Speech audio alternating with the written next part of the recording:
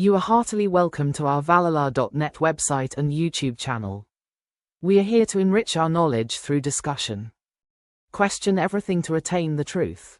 Don't believe anything as myth. Sir, I beg to inform you that I was a Chela of the Arulprakasa Vallalare, otherwise known as Chithumbaram Ramalinga Pillay Avergal, the celebrated Yogi of Southern India.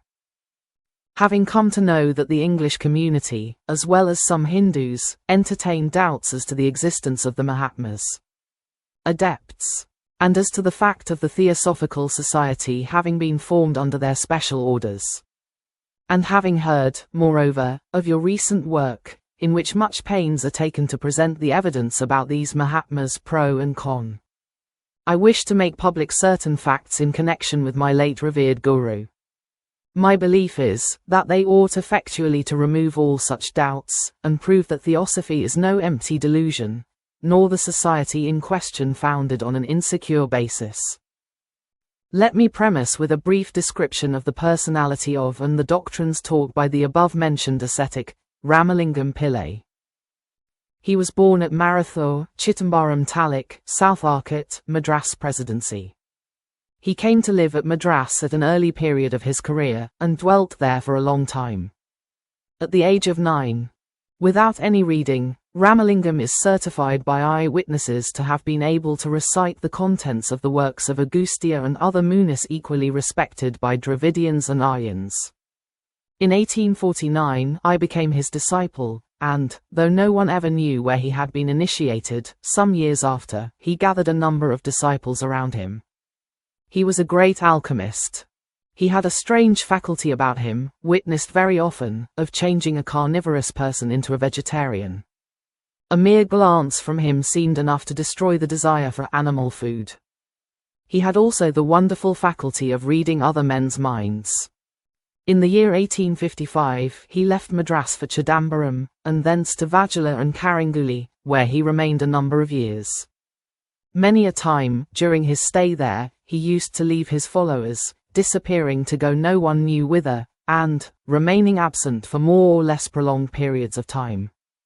In personal appearance, Ramalingam was a moderately tall, spare man, so spare, indeed, as to virtually appear a skeleton. Yet withal a strong man, erect in stature, and walking very rapidly. With a face of a clear brown complexion, a straight, thin nose, very large fiery eyes, and with a look of constant sorrow on his face.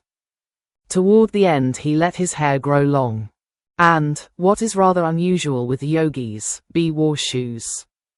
His garments consisted but of 2 pieces of white cloth. His habits were excessively abstemious, he was known to hardly ever take any rest. A strict vegetarian, he ate but once in 2 or 3 days, and was then satisfied with a few mouthfuls of rice. But when fasting for a period of 2 or 3 months at a time, he literally ate nothing, living merely on warm water with a little sugar dissolved in it. As he preached against caste, he was not very popular. But still people of all castes gathered in large numbers around him. They came not so much for his teachings, as in the hope of witnessing and learning phenomena, or miracles, with the power of producing which he was generally credited. Though he himself discredited the idea of anything supernatural, asserting constantly that his was a religion based on pure science. Among many other things he preached that 1. Though the Hindu people listened not to him, nor gave ear to his counsels, yet the esoteric meaning of the Vedas and other sacred books of the East would he revealed by the custodians of the secret, the Mahatmas, to foreigners, who would receive it with joy. 2. That the fatal influence of the Kalapuruslia cycle, which now rules the world, will be neutralized in about 10 years. 3. That the use of animal food would be gradually relinquished. 4. That the distinction between races and castes would eventually cease, and the principle of universal brotherhood be eventually accepted, and a universal brotherhood be established in India. 5. That what men call God is, in fact, the principle of universal love, which produces and sustains perfect harmony and equilibrium throughout all nature.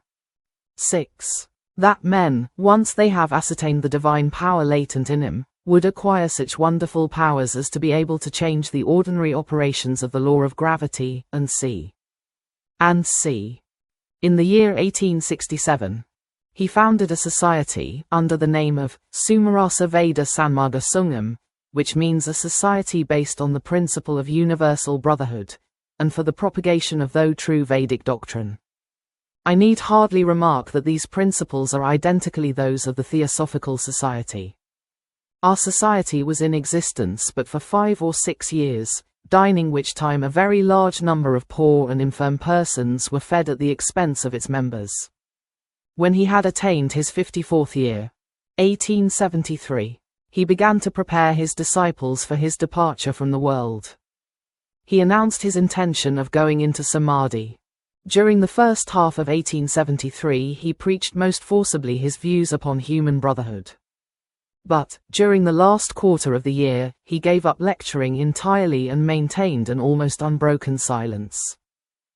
He resumed speech in the last days of January 1874, and reiterated his prophecies. Hereinafter narrated. On the 30th of that month, at Metuktipam, we saw our master for the last time. Selecting a small building, he entered its solitary room after taking an affectionate farewell of his Chelas, stretched himself on the carpet, and then, by his orders, the door was locked and the only opening walled up. But when, a year later, the place was opened and examined, there was nothing to be seen but a vacant room. He left with us a promise to reappear some day, but would give us no intimation as to the time, place, or circumstances. Until then, however, he said that he would be working not in India alone, but also in Europe and America and all other countries, to influence the minds of the right men to assist in preparing for the regeneration of the world. Such, in short, is the history of this great man. The facts I have referred to above are within the knowledge of thousands of people. His whole occupation was the preaching of the sublime moral doctrines contained in the Hindu Shastras, and the instilling into the masses of the principles of universal brotherhood, benevolence and charity. But to his great disappointment be found among his large congregations but few who could appreciate his lofty ethics. During the latter part of his visible earthly career, he often expressed his bitter sorrow for this sad state of things, and repeatedly exclaimed, "You are not fit to become members of this society of universal brotherhood. The real members of that brotherhood are living far away, towards the north of India. You do not listen to me. You do not follow the principles of my teachings. You seem to be determined not to be convinced by me. Yet the time is not far off, when persons from Russia, America, these 2 countries were always named, and other foreign lands will come to India and preach to you this same doctrine of universal brotherhood.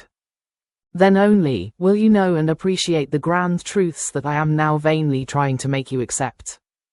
You will soon find that the brothers who live in the far north will work a great many wonders in India, and thus confer incalculable benefits upon this our country. This prophecy has, in my opinion, just been literally fulfilled. The fact that the Mahatmas in the north exist is no new idea to us, Hindus. And the strange fact that the advent of Madame Blavatsky and Colonel Olcott from Russia and America was foretold several years before they came to India, is an incontrovertible proof that my guru was in communication with those Mahatmas under whose directions the Theosophical Society was subsequently founded. Thanks for watching. If you like this video, kindly click like, share and subscribe button. Hello and see you in the next video.